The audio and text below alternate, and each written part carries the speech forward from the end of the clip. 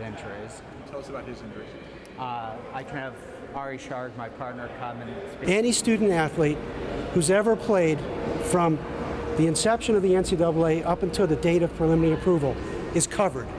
The period of coverage is 50 years from the date of approval, 50 years forward. Participated, representing thousands of clients. So I don't know, I think... Number one, I think we're forcing a safer playing environment for kids going forward in the future.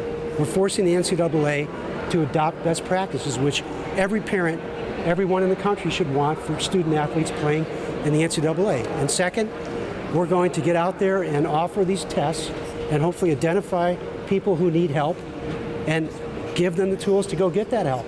And that's important. That's a good goal, and I'm glad we accomplished it. It says concussion.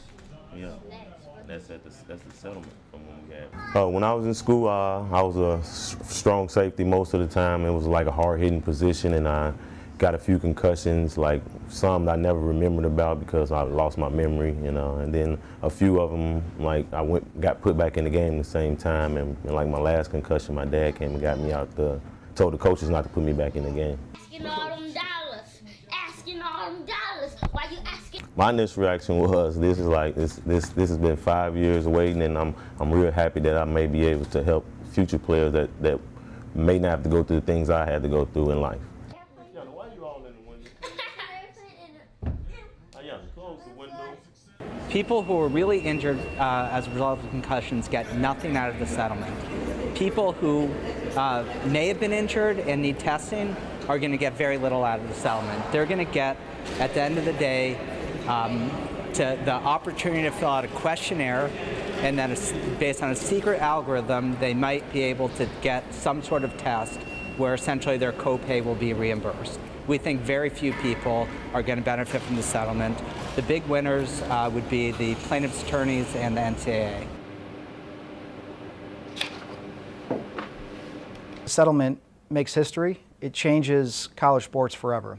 Nothing less, quite frankly.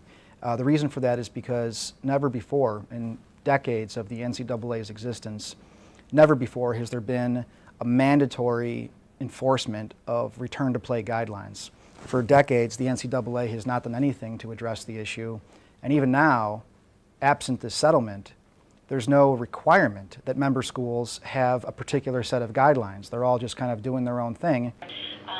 Thinking probably at this point that it may probably be after. So now we have a set of uniform guidelines implemented by the NCAA that will be mandatory for every school. So that's the first time in history that's ever happened. The medical monitoring program that we've created is one of a kind, and the first of its kind, really.